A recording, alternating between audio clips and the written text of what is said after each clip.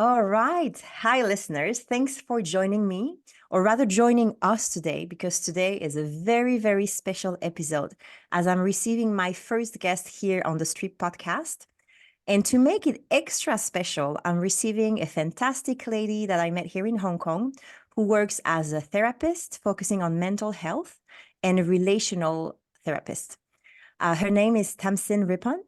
Her company name is Sakura Counselling, and we'll hear more about that from her in a minute. But first, I wanted to share with you the topic of the day, which is boundaries and how to set healthy boundaries in your relationships. So by the end of this episode, hopefully, dear listener, you will have gained clarity and learned some tips on how to foster healthier relationships in different areas of your life. And also, you will have access to more resources if you like to talk directly to Tamsyn about your particular situation. We'll share all the practical info with you before the end of this episode. So now let me welcome Tamsyn, and I will let her introduce herself. Hi, Joel. Thank you so much for having me. I'm so excited to be here today and to be on your first podcast. It's a huge Yay. privilege and honor. Thank you. So I'm a therapist here in Hong Kong, and I actually work with various age ranges. I work with teenagers as well as I work with adults and parents and families. And my focus is on looking, as you said, at relationships and how it is those relationships with other people and then even within ourselves sometimes create a great amount of conflict, but also a huge potential for peace and contentment. So when we are able to find connection within ourselves and we do feel that sense of peace and as if we're living by our values and as if what it is that we want from our lives makes sense and is in tune, then I feel that we are also able to reach out to others and we're able to make those connections that reinforce that. So as well as looking at relationships, I also look at very much systems. And that's why I look at families and couples and that kind of thing as well, because at the end of the day, we tend not to work just with ourselves, but in relation to other people.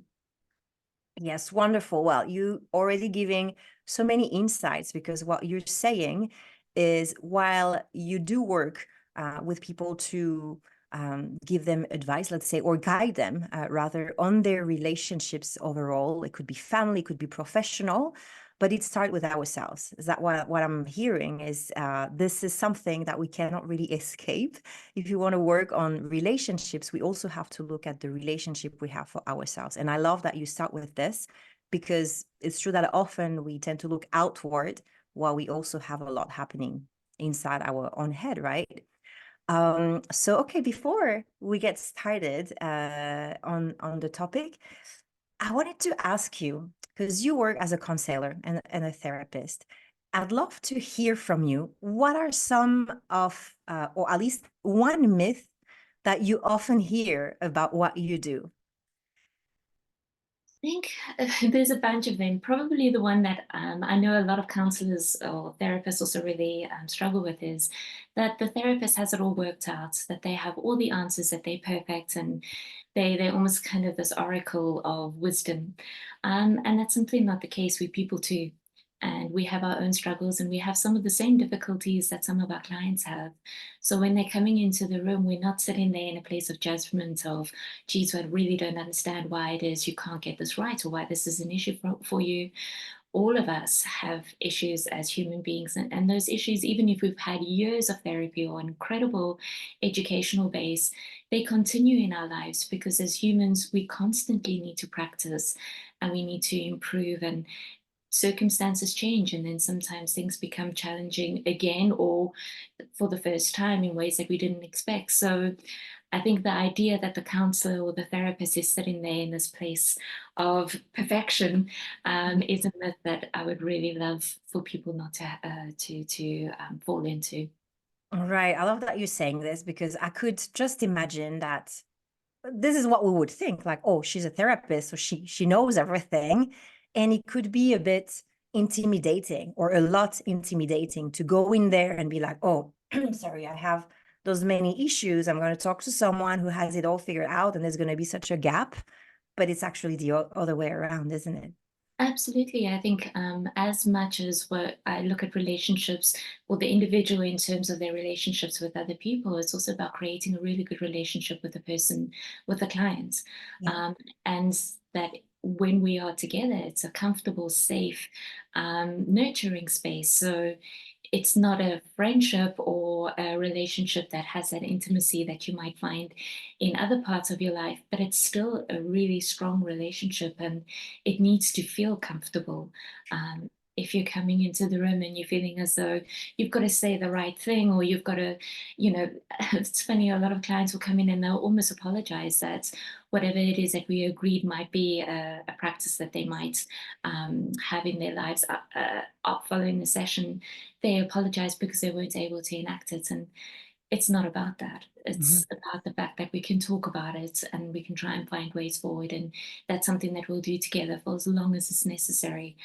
It's not a test. Right. Wonderful. Okay. So let's dive in. I'm sorry because I have a bit of this flu, so I'm so sorry if my voice is being a bit derailing or annoying, but this is how it is. So okay, when we talk about relationships, and that's an area where you specialize, let's talk about some challenges, maybe some of the most common challenges that may arise and that people can address with you. I think choosing the topic of boundaries is such an important first step because boundaries aren't just about what you're telling the other person to do. Boundaries are often about what it is you actually need. And I feel like for a lot of relationships, like you said at the beginning, there's a lot of focus on the other person and maybe some finger pointing. But often at the end of the day, a person who's struggling maybe within their relationship hasn't been very clear about what it is that they need or doesn't feel very empowered to be able to express or communicate that to other people in their lives. Or when they do communicate it, it comes with so much baggage and emotion that Mhm. sometimes it comes across in the wrong way. So often what I hear inside the room is somebody either feels as though they've been forced into a position that they don't want to be in, Mhm. or where they feel frustrated because every time they try and set a boundary, the other person doesn't hear them and breaks it. So the issue of boundaries is a really, really important one because it creates so much conflict within and with the other person. But I think it's also such an important starting point in any relationship. If you understand yourself really well, if you know how it is, you sometimes get triggered in particular circumstances and you can communicate despite that trigger and manage your feelings around that boundary, whether it's been enforced or trespassed. I think that can be a huge step forward or a huge foundation for a good relationship. Right. So I'm just trying to convert that into my words and my understanding and for the listeners as well. So we talk about boundaries are being fundamental in any relationship where somebody will, before looking outwards and maybe pointing fingers in what's going wrong in a particular relationship that they have, go back to ourselves and understand what we expect from the other or from the relationship itself, right? Is that correct? And so that would be a first step, I assume, to understand what we want from the relationship. Do you feel that this is something that a lot of people don't get it right, or that it's not clear to most of people? Maybe it's not even something that we voice out or communicate.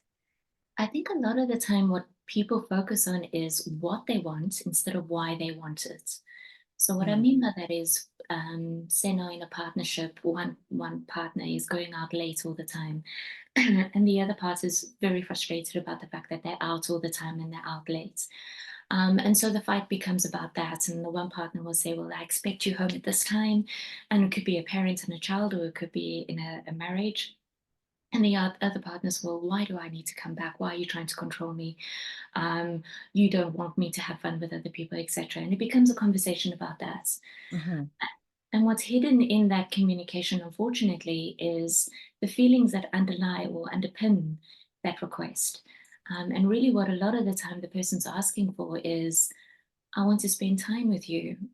When you spend all this time outside with other people, you often come home and you're groggy and you're tired and you don't really want to spend time with me because you've been spending all your energy with somebody else. And so I feel lonely and I feel neglected. And that message of what Yeah. I need from you, I need to be seen and I need to be valued and I need to be cared for and I need to know that I'm important in your life. That isn't communicated. And Hmm. that's often hidden from the partner. So what the partner hears is, you haven't done this, you Hmm. must, as opposed to, I'm lonely and I miss you. Yeah, absolutely. Yes. It's like instead of exactly like pointing the finger or saying, oh, you did that, and so like I'm angry with you because you did that, it's actually, I wish we had spent more time together. So it comes from, if we talk about like a couple's relationship, it would often come from a place of love and someone trying to pass on a message that I want to spend more time with you, if we take this example, but then the other person feel just either judged or told off for doing something while it's actually not the problem. I find that so interesting. How, why do you feel that it's difficult for, let's say, the person who is craving this special time with his or her partner? Why do you think that our first reaction would be to get angry or mad or, in the form of, oh, you haven't done that, or you've done this, instead of saying what we really want to say?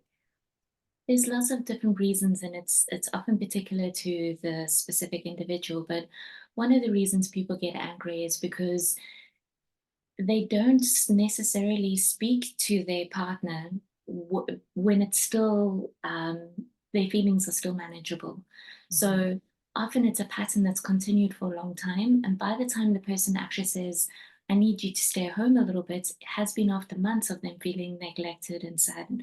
And so it comes out as this incredible frustration of, you haven't listened to me.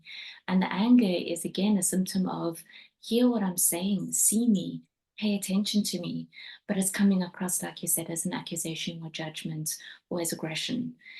What the person's seeing and what is actually being communicated is often hidden to the partner, but also to the person who is making the demand. Because another thing that I find is, a lot of the time when a partner, when the client will sit inside the room, they'll say, oh, well, I know it's really silly, but I wish my partner was home more often. And then I'll Mhm. say, well, why do you think that's silly? That sounds like a very reasonable thing to want for a partner. And then we talk a bit more about the feelings. And when we get to, oh, it's because I miss and because I actually wish that he saw and he valued me, it doesn't feel as meaningless and as silly. But in Mhm. the conversation, what it often sounds like when Mhm. we're fighting about it is, well, you're just nitpicking at things and you're just, you're trying to make me feel bad, etc. And then it sounds like a particular thing. The Right. depth of the feeling isn't revealed to either party. And so they brush it off and they wait a very long time before they actually express it. And that's sometimes why it comes out in this kind of far more destructive way, if that's the right word, than what it would have been if they'd understood what they needed in the beginning, if they'd expressed it, and if they'd been able to express it in a kinder, gentler way. True. Yeah, I hear what you're saying, because often when we reach the point when we start accusations, let's say, we already like up to here and we kind of explode because we've been probably containing this feeling of not being or feeling valued or seen, or even desired, maybe at some point. We just explode.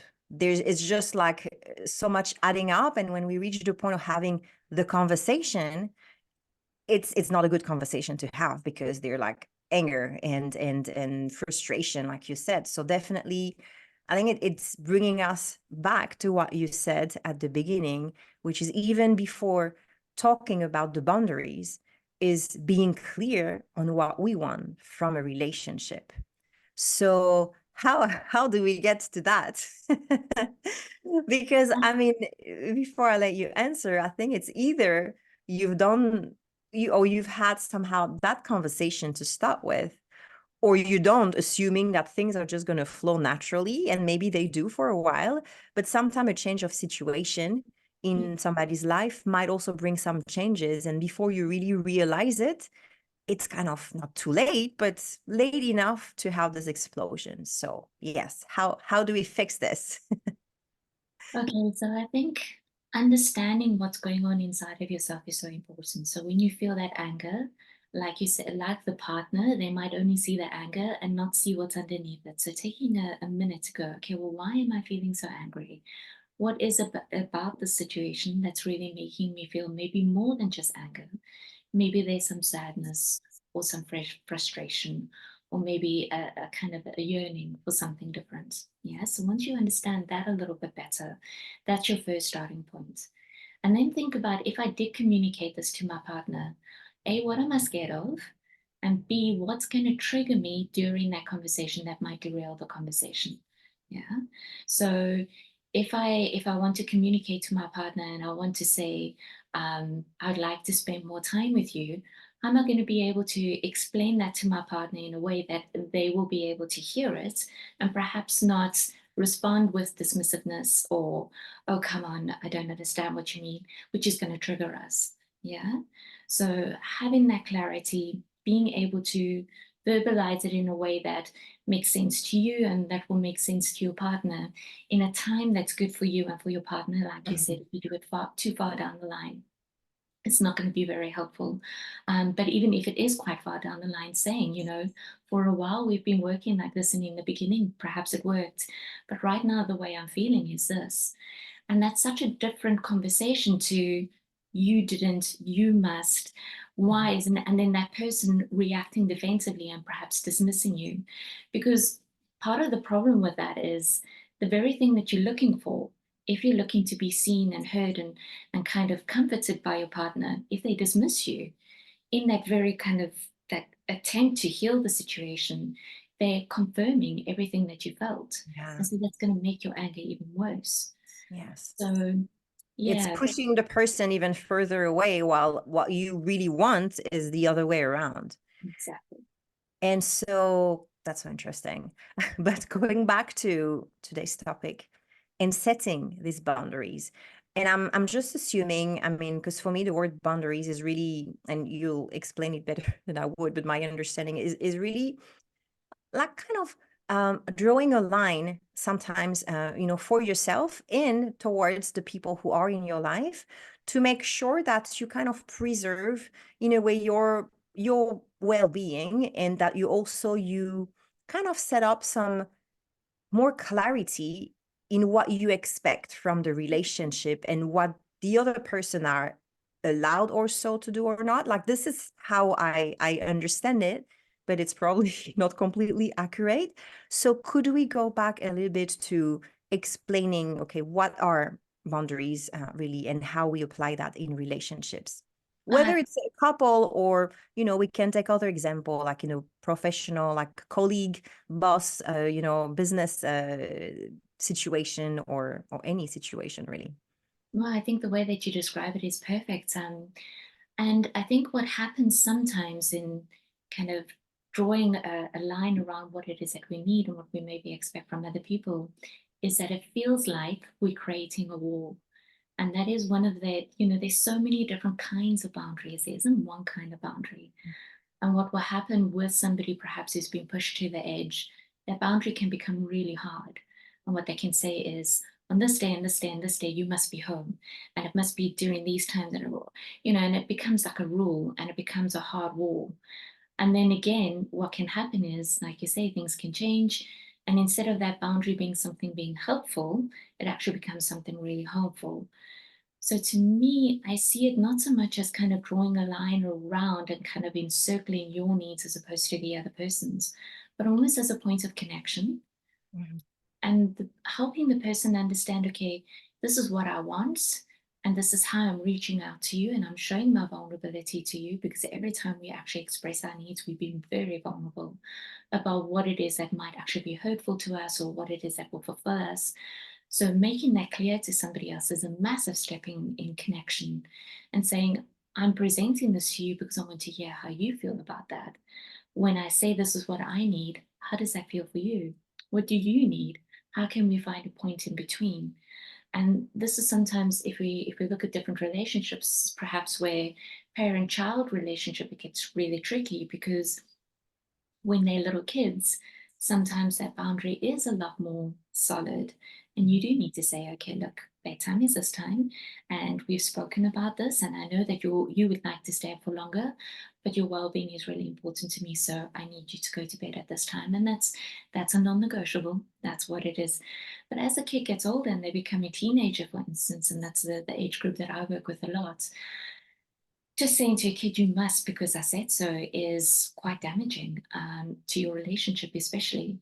And so that boundary doesn't actually create a clarity in needs or a point of connection. It just creates sometimes a distance that creates more conflict and problems than it does. It's not something we put it up because we want to defend our needs, but actually what we do is we compromise them because we're not listening to the other person. We're forcing them into a position where they either accept or reject us, and that's not where you want to be.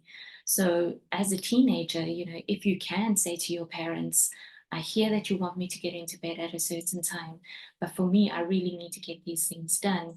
Is it okay if we Mhm. agree that? And that's a continuing conversation. It isn't when you were 13 and you were 8 and you become 18, it's the same boundary. Right. Um, then that openness, like I said, is a point of connection. And it's a chance for you to understand what your kid needs and wants and how they feel, and for them to see that you're listening. But that doesn't mean, and this is the I think sometimes where people get very anxious around boundaries, it doesn't mean that you have to then accede to what the other person's asking.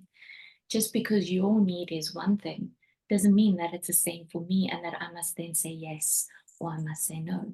It's a start of a conversation of where Right. we can figure out what can we negotiate around and what isn't negotiable, and how can both of us feel safe within this relationship. Mhm. So that's a very long answer. Yeah, no, that's wonderful. I love it. And I think it's a great example because one question that came up as you were talking is actually boundaries are meant to evolve as a relationship evolves. And it could be true for adults or the example that you're taking within a family situation. And obviously kids, as they evolve through their own different era, like whether small kids and then teenager, definitely the relationship between the kids and the parents, it's meant to change. And how do we make that relationship evolve in a healthy way? And I think you gave like a great key there is to always come with an idea of how, as a parent, you would like the situation to be, because you have, well, your needs as well. You need to go and sleep yourself at a certain time, but then also you want the child not to be tired the next day, so they have to sleep at a certain time. But like you said, and I'm going to take an example, because as a parent myself of a young child, I noticed something, but I'm just going to finish my sentence here, is to come up, come with your idea and how you'd like the situation to be, but be open to the response and not just imposing as a one-way conversation. And I think sometimes parenting, and that might have been more true in the past generation, was often like a one-way like a one-way road, as in, I'm the parent, I'm telling you this, and this is it, end of the conversation, which is not really helping, is it? And it links into what you were asking beforehand, and why is it difficult to set boundaries sometimes? And I think it's two ways. One, often the kid will be really scared to talk to the parent because the reaction is going to be so big, or it's going to be so angry that they don't want to have to negotiate those feelings. So they just keep it to themselves. And often this is where some of the dishonesty comes in, because they'd rather not have that conversation with their parents. So they'll rather just do something behind their backs, or, Right. you know, Yes. um, and then I think also the reason why it's so difficult sometimes to set boundaries is because how we accept boundaries is such a difficult thing. So when we hear what somebody else has to say, being able to hold true to what we want while hearing them is Mhm. often very, very difficult, because what we're hearing sometimes when the kid is challenging us is, I don't respect you, I don't care about what you think, I know better, etc. And that's the message that the parent is hearing and defending themselves against, instead of understanding, but this is another individual who might not have the same picture that I have in mind. And until we really talk it through, and until they understand that I'm coming from a place of care and of, an understanding of a bigger picture of their well-being, it's probably going to be very difficult for them to understand why it is I'm imposing this boundary. So I think sometimes with parents, it can be really difficult because they feel I've got to make a choice between either setting a boundary or Mhm. completely letting go of a boundary. And it's not that at all. Mhm. It's how we receive the information that we get and then move with that information to create something with our kid that can be, like I said, a point of connection. Yes. And at the same time, it's so tiring sometimes. I'm going to tell you this. Mhm. But there's one thing I read recently that really made me think because, sometimes when my child comes to me, or I think that is very generic situation for parents when your kids come to you and they ask you something, but you're in the middle of a conversation. So you tell them, okay, give me a few minutes. And that's normal because you're in the middle of something, or I don't know, you're washing the dishes, whatever it might be that you cannot attend right away. But then we expect the other way around to be different, as in I would tell, and I caught myself doing this, I told my child, it's time to go, or it's time to leave the house or go to bed or whatever, while he's building Lego. He loves building Lego. And to him, that's important. And I Mm. just realized that me telling him, but no, it's now, it's right away, we have to go now, go to sleep now, while he might just want to finish this tower or this thing he's building, if I'm not receiving or like available to hear his side of it, and if he would just tell me, oh, may I just finish this tower and then I'll go to bed and then we'll go, then I could totally understand, because it's the same thing as me finishing the dish. I'm not going to leave the plate just like that and leave the house. I need to finish that. And I think sometimes, well, I think for me, it takes energy to always try to think that way, but it's like a muscle that I'm personally willing to train, because although my child is still very young, like you're saying, one thing I do not want, and I think it's going back to being clear on what we want from a relationship. One thing I do not want growing up is for my child not to tell me things from fear or how am I going to react, and then he's going to go and do things behind my back.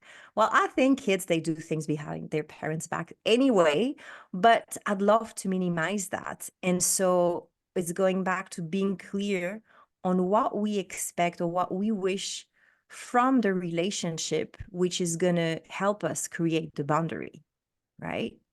And also creating boundaries that work. So if you're going to create a boundary that you must be in bed, say now at 8 o'clock at night, but you only ate at 7:30 and you're expecting the kid to go and brush their teeth and all the rest of it, and then saying, come on, you've got to be in bed, that isn't making that boundary work. And same within a relationship. If somebody has a job where they have to socialize and your boundary is, I need to see you all the time, and that person saying, well, that's not going to work, this is the job, then you can't set a boundary that's going to make the other person constantly feel as though they creating a problem.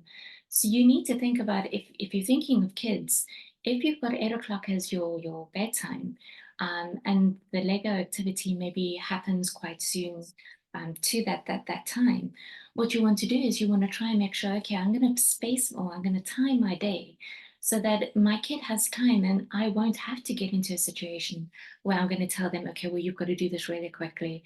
That I've got that, even if they say, okay, I say, stop now, I've got 5 minutes leeway so that if they do want to carry on, it doesn't have to be a fight. So building in little structures that make sure that you don't have to compromise on your boundary. Mhm. You also don't have to enforce it in a way that feels cruel or unkind to the other person, means that it's far more achievable. Right. Because you don't want to be in a situation as a parent where you're constantly going, if I don't do, if I enforce this boundary, then my kid's not going to like me. Because that's one of the biggest issues that I think happens with parents, is Okay. that there's this constant fear that if I do this, then the consequence is going to be, and then the kid can sometimes get confused. Is this an actual boundary, or is this something that I can negotiate? And is this something that they'll actually fold on later? Mhm. And if that starts to creep into the habit of your relationship, then that can be confusing for you and frustrating, and also for the kid. Right. Well, I hear that. And, for me, I know that one boundary that's difficult for me to put in place sometimes is, with my child, as in from when he was a baby, basically, I was often at home and he was always with me. you know I would put him in this like wrap big scarf thing and hook him to me, and he would be like a baby koala strapped to me. And as like he grew up, I can feel that this kind of connection still exists, in sometimes not always in the best way, in the sense that, so I'm going to take a graphic example, but sometimes I go to pee like everybody, and I go to the bathroom, and sometimes he just follows me. And now he's at an age where I'm like, okay, I don't want him to be there in the bathroom when I'm there doing my thing. And sometimes I tell him it's not okay to come in. But because he's been coming with me for, like a big part of his young life, sometimes I'm like, I did not create that boundary in the first place. And therefore, the line is easily crossed because he's been used to something. And now I want to change that. So I would like to ask you a tip, not just for me, but like in general. And again, I'm taking the example of being a parent, or it could be in a couple where certain things have been working for a while, but they don't anymore. And when at least one of the two person feels it's time to clarify things and kind of start on a new base and new boundaries. But it could be awkward because sometimes there's not like a specific moment to do it, and we don't want to reach the stage where we're so frustrated and we explode. We want to take the issue, a bit with time, so it could be a good time for everybody involved. So what would be some tips on how to make that happen? I think sometimes understanding the behavior and why it's happening. So the reason why your little boy might want to come with you is because he feels safe and secure and he likes to spend time with his mum, which is a beautiful thing, right? Yes. But if that's something that then becomes where boundaries are being crossed, and especially later on, that might mean that he doesn't quite understand your boundary or maybe somebody else's boundary even, that could be a problem for him. So understanding that he wants to spend time with you and that he feels connected with you, and maybe he feels a little bit scared and a little bit lonely when he's not always with you, means gives you an understand. Okay, so when I go to the bathroom, that probably means that he's going to start feeling a little bit scared. He's going to miss me and he's going to worry that I'm not coming out and I'm not with him immediately. So what can I do to help him manage those feelings? Because it's all about emotional regulation at that point, right? Mhm. My kid's starting to feel scared. I want to reach out to mommy. In the past, I could just go into the room and then I would regulate because I could self-soothe with her. But I can't anymore. There's a door in the way. What is your little boy going to do? And instead of a kind of putting him in on the other side and locking the door, maybe before you could practice something and you could go, you know what, sometimes I'm going to go into the bathroom on my own and I'm going to close this door. What's that, what do you think you can do during that time while you're Mhm. waiting? And you might have something set up, like you might have some toys around, or you might, hey, there's something that I want you to color in, or something that you can set up as a practice, so that when it does become something that isn't like, I can't always plan when I'm going to go and pee, Yeah. but it becomes a habit and it's something that he understands, and something that he knows how to manage the feeling Yeah. of scared and disconnection, that doesn't necessarily involve you. And there's Yeah. loads of ways that that can be repeated throughout the day. So it wouldn't necessarily just be when you go to the toilet, but maybe you're on the phone. Okay, I'm going to be on the phone for a few minutes and I'm going to need you to be over here and drawing. I want to see how you can, in that moment, find your own sense of calm and be on your own. Isn't it lovely? And talk through what that feeling might be for that kid and so on. Yes. Um, I love this example, and I'm sorry, I can just imagine. I think all the parents can relate to this situation. You at home with your kid or your kids, and like you're doing something, maybe your kid is not even like with you, like doing his own thing. Your phone rings, you pick up the phone, and right away your kid comes screaming the whole time, and it's impossible for you to talk on the phone. And I'm like, there's something there, because it's not only my child, I've seen it with like all of my friends. And I think it's going back to what you were saying, because at that moment they might feel, oh, you're not with me anymore. You're not paying attention to me. And if they're doing this, it's not to be annoying, because I think we have parents who sometimes stop thinking our kids do things to annoy us. It's rather that they're manifesting their fear, or their, not just the fear, but like they want to be with us, and that's their way of trying to do that. Yeah. But it's not working because we get angry, like, I'm shut up, I'm on the phone, you know? Well, So the feeling that's often coming up there is an anxiety. I need to be with my parent to help them soothe yes. me. And that attachment is sometimes quite difficult, because then that repeats in other parts of that kid's life. They don't know how to soothe themselves. They're looking either for you or for somebody else to help them soothe. So giving them their techniques to self-soothe, and then sometimes even just having like a little symbol or like a gesture of that's like a secret code between the two of you. Hmm. Right now is not okay, but I'm coming back. Oh, I So love that. yeah, Yeah. because Hmm. that's what they're fearing. They're worrying that, okay, when she disappears, is she coming back? And then what's going to happen if she doesn't? I'm Right. scared. So you've got your little drawing activity, and you've got that maybe like a little signal with your hand. Okay, right now it's you're in your space, I'm in my space. That's fantastic. And you make it feel safe and calm. And then afterwards, oh, can give me a big hug. I'm so proud of you. That's such a beautiful picture. So reinforce that feeling of when you're alone, that can feel good for you. But afterwards, there's also a chance for us to connect again. Doesn't Yeah. mean that you're always going to be alone. Hmm. That's wonderful. And okay, that sounds great, and I'm learning from you, from my own situation as a parent.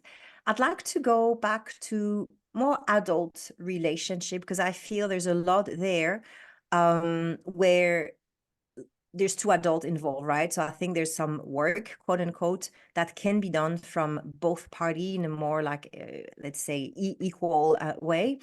But the thing that I can just see, just myself in general, is people in a relationship or in a job that they like, they love their partner, they love their job, but sometimes there's some conflicts, arising, coming from, could be for a different reason.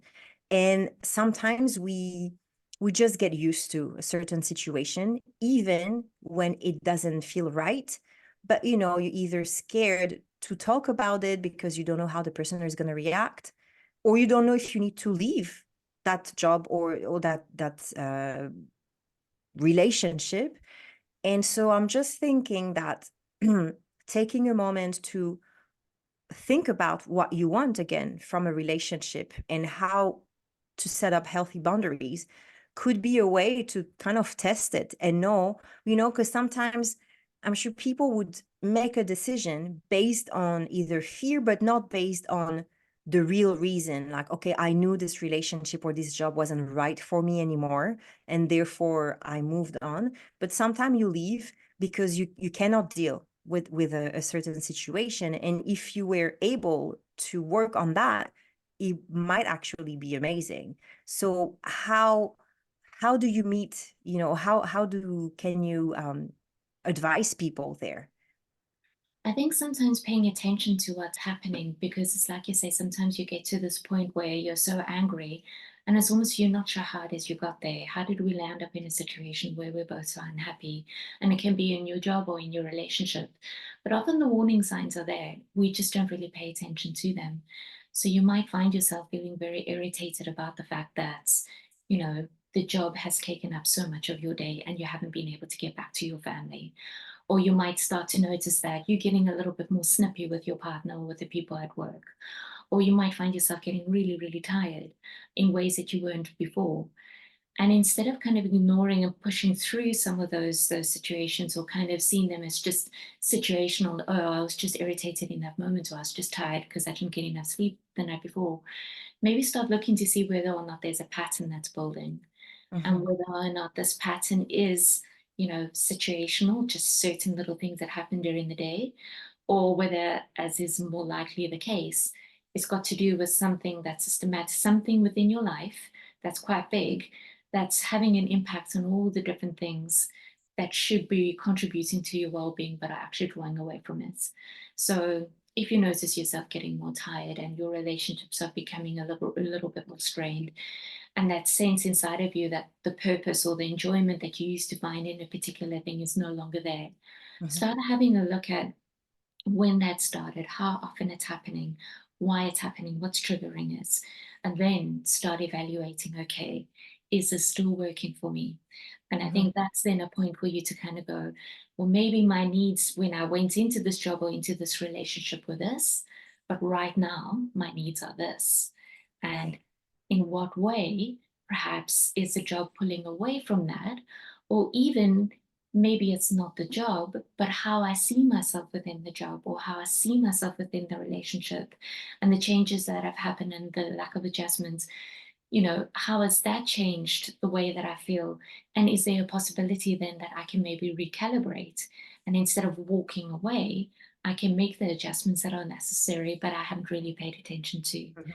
So paying attention to these things shouldn't be at the end when we're so frustrated, we've burnt all our bridges. And it shouldn't be, well, I'm at this place, that means that I must leave. It should be, okay, I'm noticing these things, I'm noticing I'm not happy. That puts me in a point now where I can reflect and I can look back and I can look forward and I can calibrate in a way that will make it much easier for me to enjoy and feel fulfilled in the things that I've chosen. Amazing. You're sharing amazing tips about how to look at relationship, how to, I love what you just said, look back and look forward, because it's kind of, you're when you're in the situation, when you rethink and you want to recalibrate, you have to look at both, in both directions. So I think these are amazing tips that you've been giving to our listeners. So now, when, if somebody, feel that, okay, I'm becoming more aware of my situation, I'm evaluating, left and right, different things, but it just feels like too much. When would they consult you? When would you recommend people to come and consult you? And how can they find you? I think, there's it's different for every single person, and there might be people inside your life that are these places where they can support you, and maybe there's a mentor at work, or maybe there's a family member that can help you. But I think a lot of the clients that come to me, and that the people I would encourage to come, is sometimes that can be almost contributing to the problem because you're looking for answers in people that have some sort of bias or some sort of kind of connection to whatever it is that you're asking them that isn't making the answer very clear to them or to you.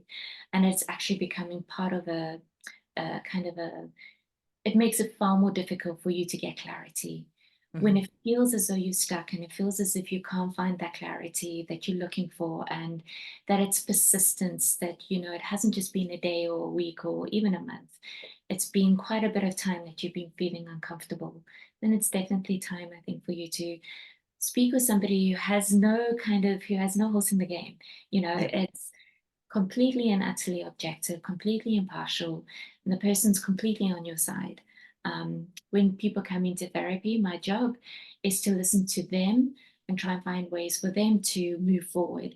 So coming that in itself, I think sometimes will make it easier, because instead of people thinking of all the ways in which other people will find reasons why they shouldn't do something or how they should really bend into shape to meet other people's needs.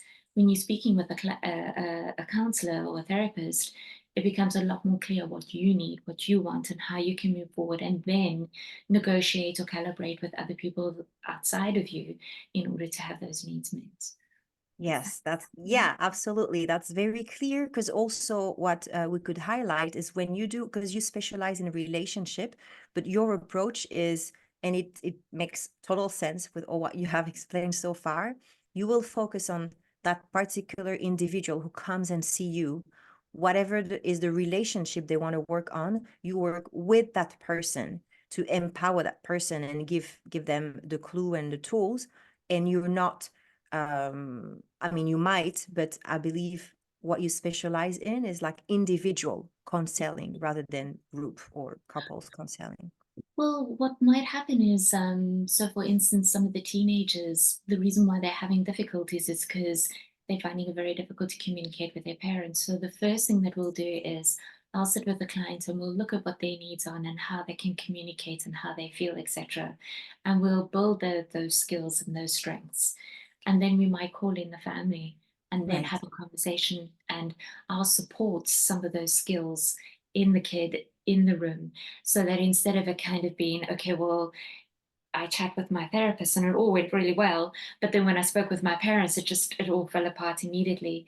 Sometimes what will be really helpful is I'll speak with the parents, I'll let them know that we're working on this particular communication skill, help them understand what's happening, and then bring the family together and then have that conversation together, supported, so that Yes. when they leave, they're able to carry on with building that skill together in a healthy way. Right. So to understand how it works like practically, because you said that you do work quite a lot with teenagers. And so as they are still not adults, right? How does it actually work? Are they usually the one are coming to you, or would the parent contact you first and then send you their kids? How do you work when they technically not adult and they might need like their parent consent or something to come and It see you? depends. Yeah. Some kids are very good at advocating for themselves, and they will have found me online and they will say to their parents, I'd like to go and see someone, and this is the person that I've chosen.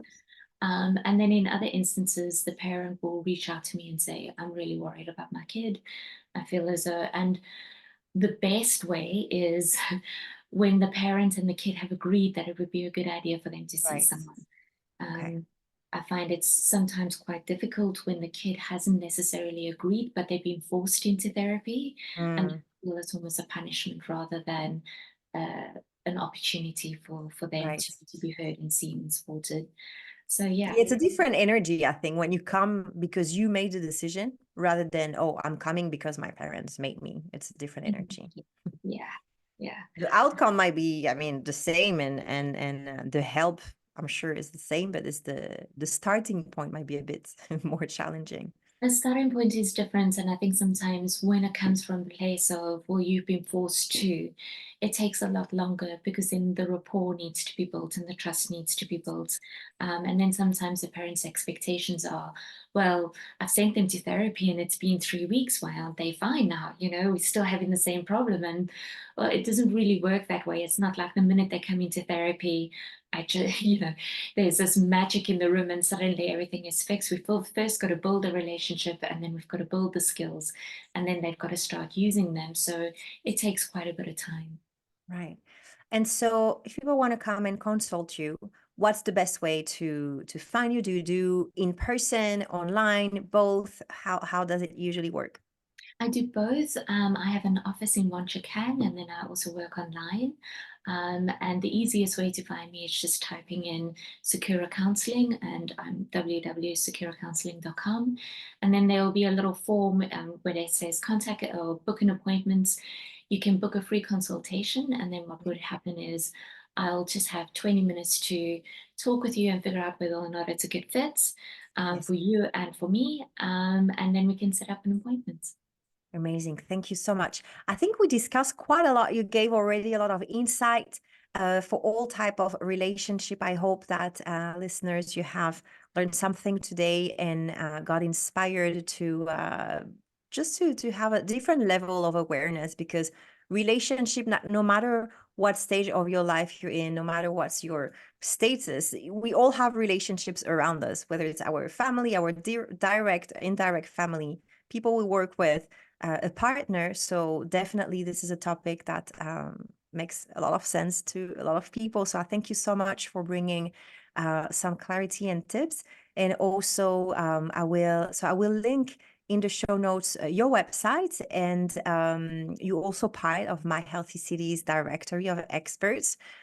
Through My Healthy Cities, what we love to do is to really make health and wellness more accessible. And we love to meet experts like yourself who specializes in, a particular area of wellness, and break the ice, get to know you, get to know your approach, hear about your values and the way you work.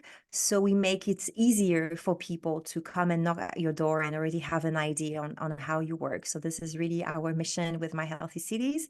And so for today, I was so happy to have you and be able to talk about mental health in a way, and relationships with a no bullshit approach, which is what we love on this podcast. Is there anything else that I haven't said that you would like to add as a final note?